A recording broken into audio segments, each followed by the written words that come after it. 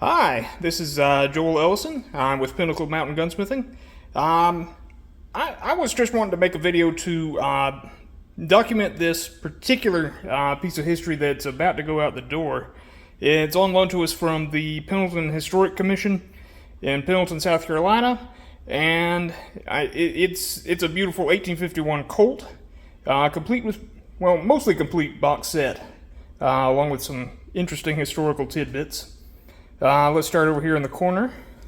We have an actual box of Ely Brothers caps for Colt's patent pistols, and that's, I think, is period correct.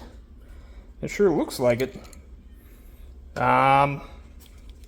We have a box of seamless skin cartridges for Colt Navy pistols, and it's correct to the period. There are a few still in there. Some of them still have their the attached skin with black powder still on it. Others do not, but I'm not going to pull those out for video. We also have a spare loose conical ball bullet. The style of the time, if the camera will focus. There we go. This particular box also comes with a cleaning rod. I do not believe this is period accurate, but it looks like just something out of somebody's garage. Also, a key that does indeed fit this lock on this very nice box. Let me tell you about what we've done to the pistol. We've conserved it, mainly. We've also fixed a few mechanical issues. Similar things with going on with the box itself. You'll notice these differently colored patches here. That's covering over some damage that's been done to this box over time. I believe this box is original to this particular pistol, because according to Colt factory records, this particular serial number shipped with a box.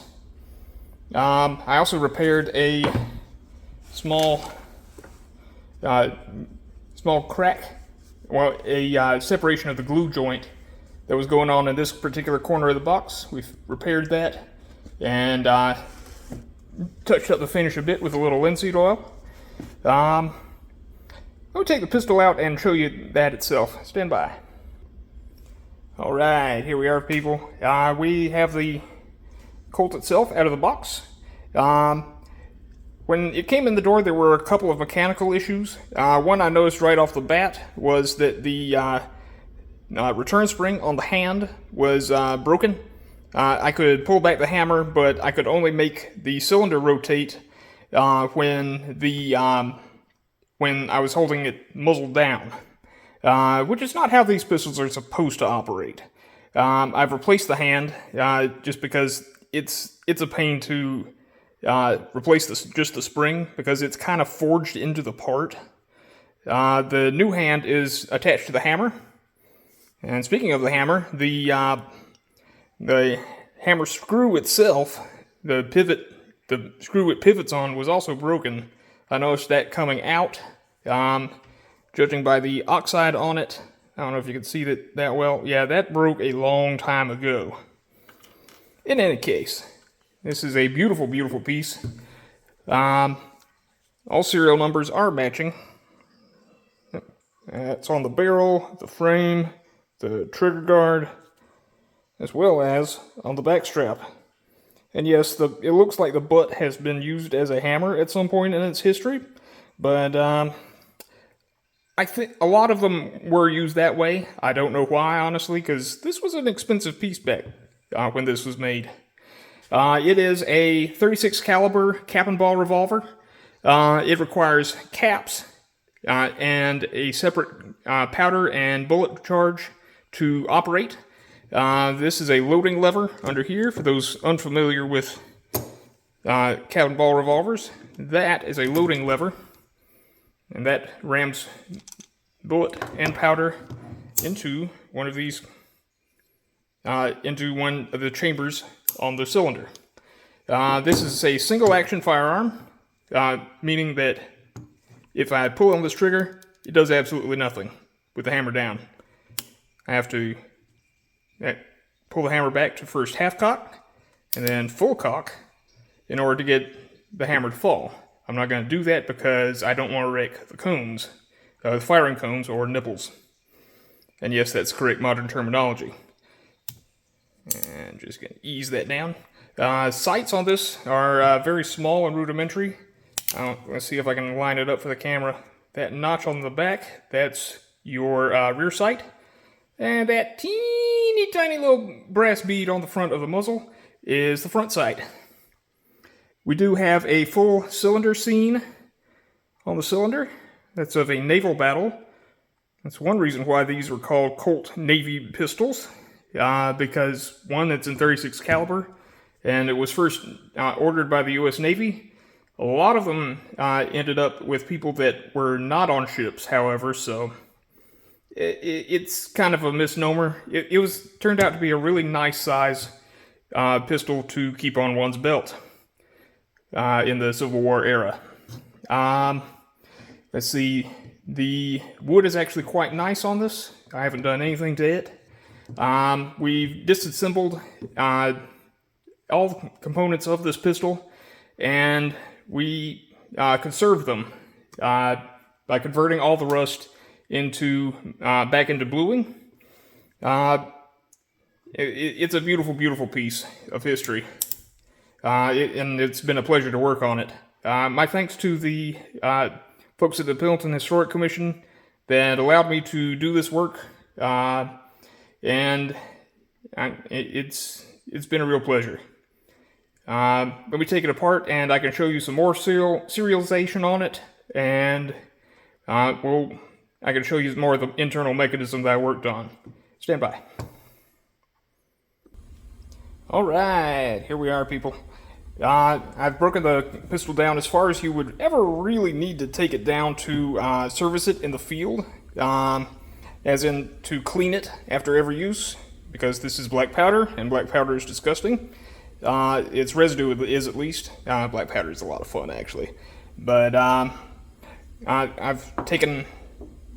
If you want to see the process on that, there are a number of YouTube videos on that. Please check those out. This is the barrel assembly, still including the loading lever. I've gotten the wedge out. And if you'll remember from the underside of the pistol, on the butt, right there, and on the frame itself up above, and on the trigger guard, we still have that 177455, that's the serial number. And if my camera will focus, yes, we have that on the end of the arbor. That's the central rod that holds the cylinder and that lets it revolve around that. It's also what the barrel cluster attaches to. That slot right there is what the wedge goes into. And yeah, that's pretty much all that's holding this entire gun together. This is the cylinder, and you can see a little bit better detail on the naval scene. This is not perfect, but it's in really good shape compared to some I've seen. We also see on here some writing. It's Colt's patent number 7455. This last for the serial number. It's also a branding attempt by Colt, because his competitors found this very, very difficult to reproduce. But he could do it. And let's see, what else can I tell you? The frame itself, this main iron part, was originally probably color case hardened. I haven't really messed with that because it really wouldn't look right on this particular piece. It's supposed to be very old, and while I have shined the brass up a little bit, redoing the color case hardening would be a step too far in my opinion. I can do that if you want, but I'd rather cross that bridge when we get to it, and I communicate a little more with the Pendleton Historic Commission, because ultimately it's their gun. Let's see, we have an increased, we see a little bit of a hollow on the side closest to my finger right here. That is to allow caps to more easily fall off once they have been hit by the hammer, and that's consistent with a late production Model 1855, as well as this extra large hollow that allows you to more easily install caps on the nipples. In any case, the inside of this looks really good. There's not a whole lot for me to do to it. I did rehammer some of the screws. All screws are original except for that hammer pivot. That one's a replacement, but they look pretty good. I can also tell you about on the barrel, the engraving. I don't know if you can see it in this light very well, but I'll pan across. Address Colonel Sam Colt, New York, U.S. America. And you see those lines? That indicates that this particular barrel was probably made in the Hartford, Connecticut factory. If it was a little bit fancier of a finial on that than that line, it would be consistent with one made in their London factory. But that's a whole different story for another day. Lots of other YouTubers have gone over that history much better. I can recommend personally C and Arsenal. I could have a link in the description if you'd like. In any case, I can take the frame down a little bit further, and I'll show you some of the inside details. Stand by. Alright, we're back here. I've taken off the walnut grips, or grip assembly. That is just held on there with this back strap, also serialized to this gun, very much hand-fitted. You'll notice that the inside of it does not look like it's brass. That's because it's actually pretty much machined iron, or cast iron, which is consistent with late production Colts of this era. It's not solid brass, it's just plated. I was able to get away with polishing a little bit because I didn't take very much off. And I've also added a little bit of a preservative to that so that this can be enjoyed by more generations that come along after me. I can show you more of the internal mechanism. You'll notice that the hammer has a little bit of a roller back there that goes against this very chunky spring. A lot of people notice that when this is cocked, it's very stiff to do so. It's because you're bending that entire spring down like that, which is that's quite something. Let me take a pause and I'll break this down a little further and we'll get right back. Stand by. Okay, folks, we're back with more of the pistol disassembled. I've removed the trigger guard. There's not a whole lot to see on the inside.